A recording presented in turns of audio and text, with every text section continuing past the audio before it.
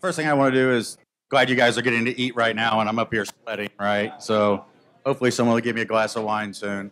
But I do want to thank CipherCloud for the opportunity to talk with you guys, and Pravin for inviting us to this sauna down here, right? Um, so anyway, in terms of just a little quick introduction, so Steve Daniels, U.S. Bank, have accountability there for what's called enterprise CRM.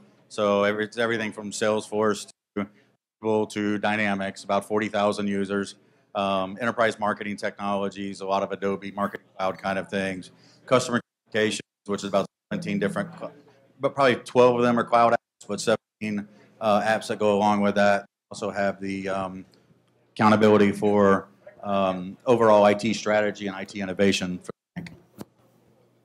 Terrific. Thanks for the introduction, Steve. So just a few introductory questions, and then I'd very much like to turn it over to the audience to ask some questions as well. So Steve, give us a sense of what your cloud security posture is. Posture is a great word for it, right? It's diligent.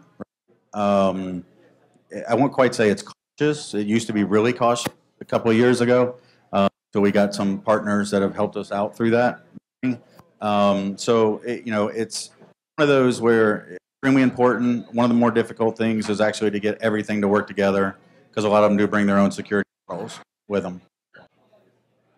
So you guys are in the process of adopting cloud applications. Give us a sense as to the kind of the process that you guys go through in that adoption. What are some of the things you're looking for? Some of the things we look for, first and foremost, I mean, with cloud apps, everybody knows it's not the technology's an issue anymore. It's just not. It's about business models, right? How fast can you change a business model, adopt one, create one? It's no longer can technology do it. It's already done for you for the most part. So for us, when we start looking at, I'll give an example of our customer communications touch points. There's so many vendors who eat small pieces, and there's vendors that will do very comprehensive, right? And so it's either do you do breast and breed, or do you go with an integrated suite? That's still, I mean, that's an old school problem that's still relevant in cloud right now. And give an example of a chat and co-browse.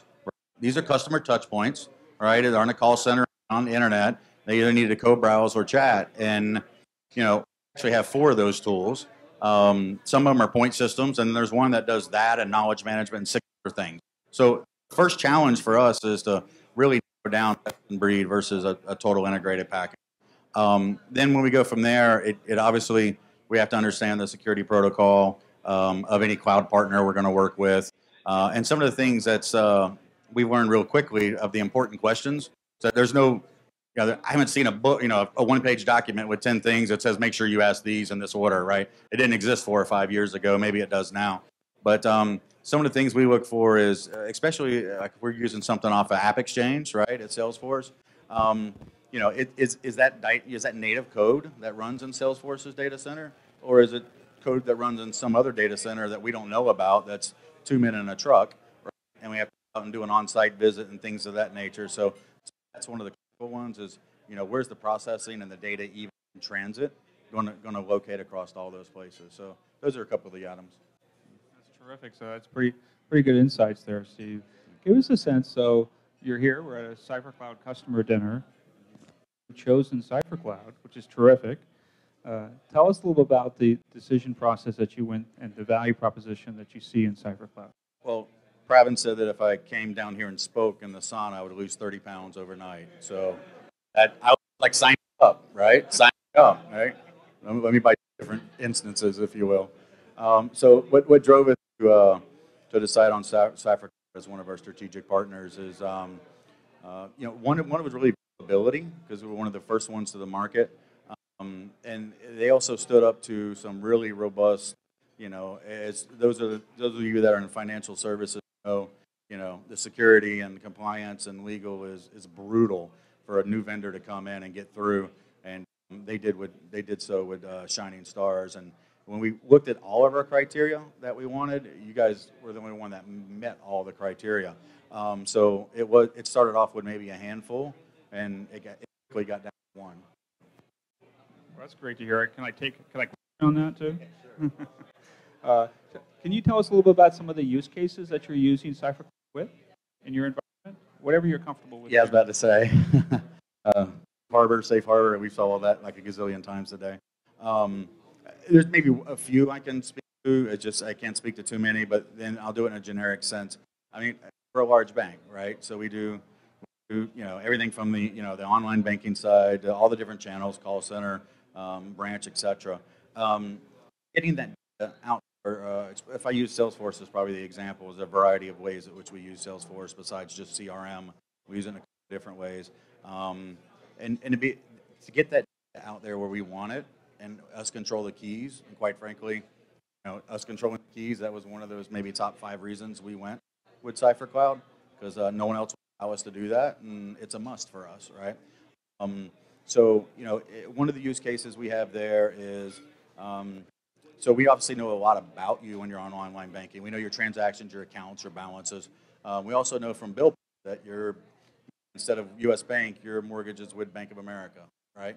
I'm from the South, so I can bless your heart. But it's one of those. So we know things about you, and then the last 3 days we see you surfing the site for interest rates, and we don't have your mortgage. So that'll actually generate a lead. Actually pump it over to our Adobe platform, go down into our Salesforce as after it goes through CipherCloud, and then that lead will be worked by someone in the agent, right? One of the agents in the call center, and it'll be worked depending on how hot it is. So if it's an incredibly hot one, it'll be called immediately by an individual. If it's one that's maybe it's okay if you call in hours, it'll go in an outbound dialing campaign. If it's one, and then if none of those work, then it'll drop to an email, then it'll drop on down to various ways to get worked, if you will. So that's a real use case, and quite frankly, that's probably a $30 million a year revenue for us. It's just doing that. Yeah. So one last question before I turn it over to the audience. You've been a customer of CipherCloud for several years. Where do you see the future of the strategic relationship with CipherCloud 1 to 2 years from now? Yeah. Is this where you hand me something to sign? All right. Pull out my credit card. All right. Seriousness, I mean, it's been a good relationship. It's been a great relationship. You guys have grown a lot in a short amount of time because of all the right reasons. So we see it just improving, to be honest with you. We're going to be doing more cloud things, and as well as some internal things where I'd be surprised if anyone surpasses your product and capability. That's great to hear. Thank you so much, Steve. My questions were softball. The customers asked the hard questions. Surprise. Yeah, there you go. That's right. Well, thank you so much for that. Thanks, guys. Enjoy your dinner.